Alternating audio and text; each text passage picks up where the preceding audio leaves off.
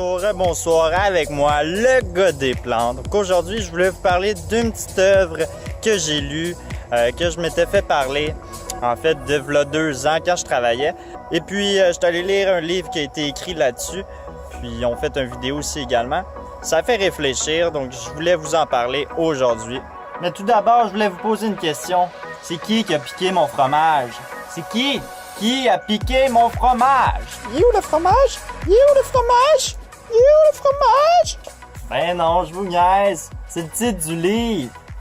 Très bon livre, je vais vous en parler un petit peu en détail, vous expliquer un peu les grandes lignes, puis vous allez voir, là, c'est une œuvre excellente. Donc tout d'abord, c'est l'œuvre d'un écrivain qui s'appelle Spencer Johnson, en fait, donc ici comme on voit.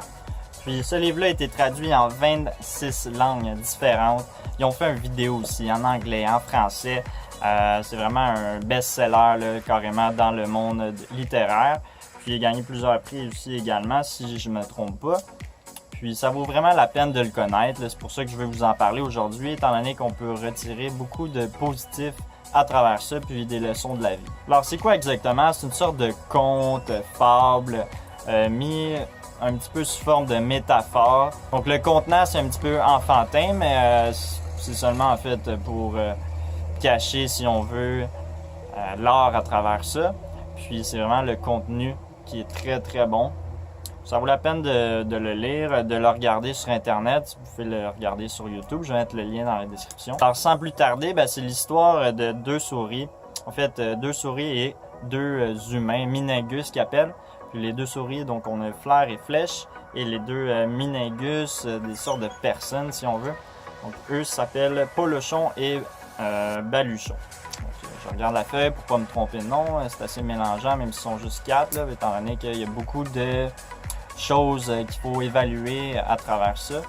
Puis c'est simple en fait, mais c'est très métamorphorique. Donc il faut en fait faire travailler notre cerveau pour comprendre l'histoire à travers ça. Une œuvre extraordinaire, j'ai vraiment apprécié. Je vais vous expliquer pourquoi, un petit résumé à travers cette vidéo ici. Alors le fromage dans cette histoire-là représente en fait pour les 2 souris, donc la santé, le bonheur, aussi l'abondance, toutes ces formes dans la vie.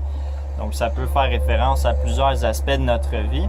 Tandis que pour les 2 autres personnes, les Minengus, donc Baluchon et Polochon, pour eux le fromage c'est tout simplement du fromage pour se nourrir et rien de plus. Donc l'histoire commence, les 4 personnages de l'histoire trouvent une station remplie de fromage. Pour les 2 souris, ça n'a pas changé la routine de leur vie quotidienne. Donc ils se réveillaient à la même heure pour aller voir la station et manger.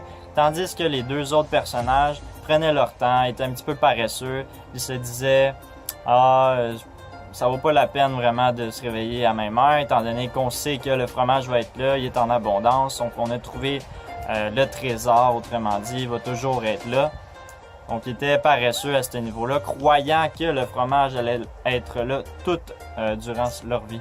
Les 2 souris étaient beaucoup plus intelligentes, donc ils prenaient les livres, les cartes, afin de chercher le fromage.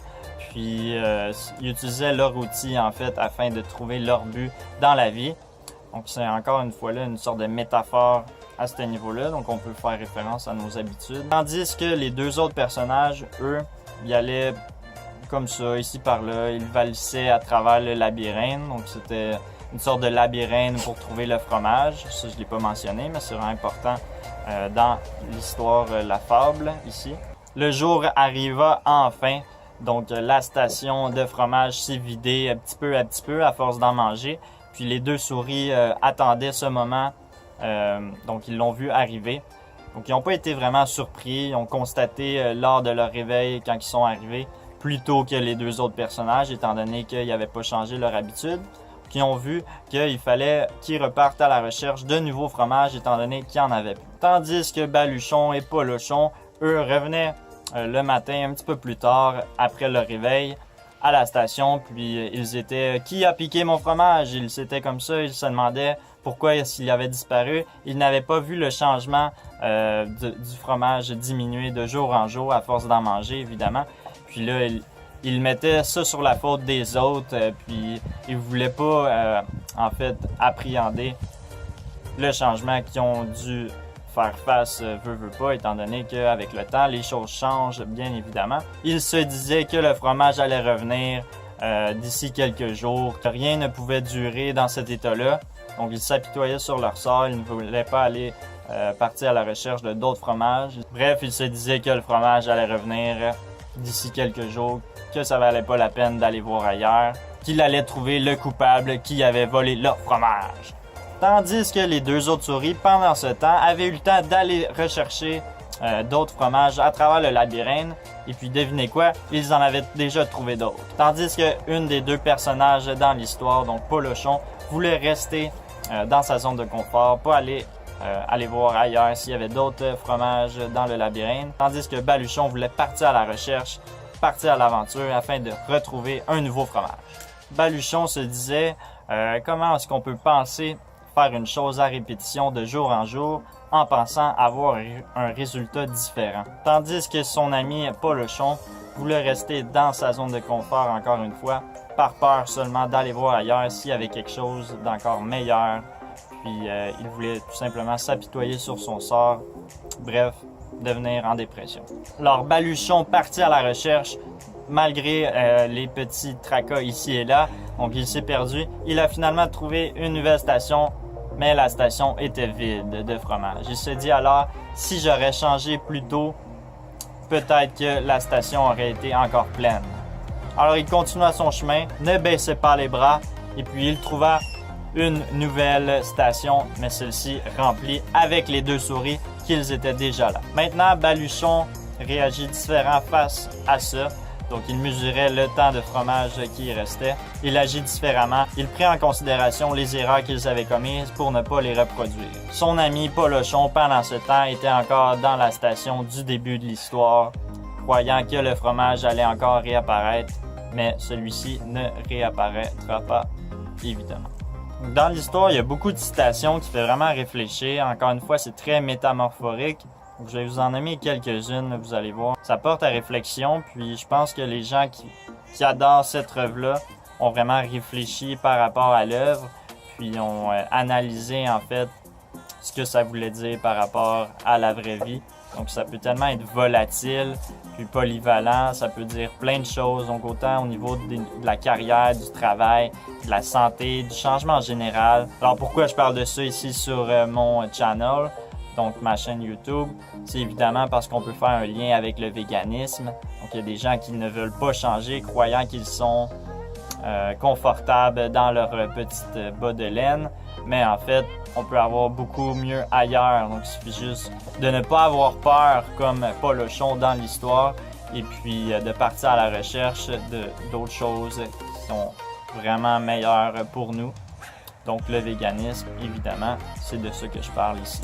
Le bonheur est dans le fromage. Plus tu t'attaches au fromage, plus tu recherches à le retenir. Celle-là, je l'aime beaucoup. Qui refuse le changement creuse sa propre tombe. Que ferais-tu si tu n'avais pas peur? Renifle régulièrement le fromage et tu sauras quand celui-ci aura fait son temps. En prenant une nouvelle direction, tu augmentes tes chances de trouver un nouveau fromage. Quand tu parviens à surmonter ta peur, tu te sens libre. Plus vite tu oublies le vieux fromage, plus vite tu en trouveras un nouveau. Il est moins dangereux d'explorer le labyrinthe que de rester sans fromage. Ce n'est pas avec des vieilles certitudes qu'on trouve le nouveau fromage. Bouge avec le fromage. Donc honnêtement, je vous invite à regarder ce livre-là. C'est vraiment excellent. Puis c'est court, c'est une centaine de pages, ça se lit très très bien. Puis aussi, vous pouvez aussi le regarder sur Internet. C'est vraiment pas long, c'est 10-15 minutes, ça peut changer vos vies. Ça peut vous permettre d'apercevoir le monde d'une vision différente. Puis on a vraiment du positif à retirer de ça.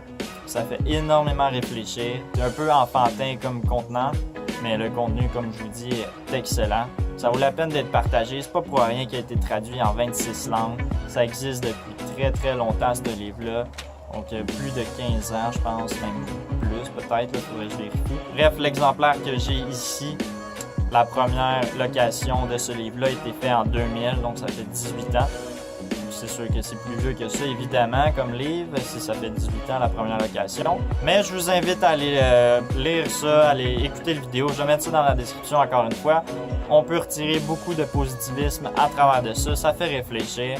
Donc, c'est pas parce qu'on est bien dans nos sandales ici, en mangeant, exemple, des produits animaux et tout ça, ou au travail, qu'on peut pas nécessairement aller voir ailleurs pour trouver quelque chose de mieux pour vous, de plus sain. Ayez pas peur parce que qu'est-ce qu'on peut accomplir si on n'a pas peur? Des centaines de choses. C'est la leçon à retenir de ce livre-là. Je pense que ça vaut la peine d'y jeter un œil comme je l'ai fait et de le partager aussi avec votre entourage pour que eux en profitent aussi également.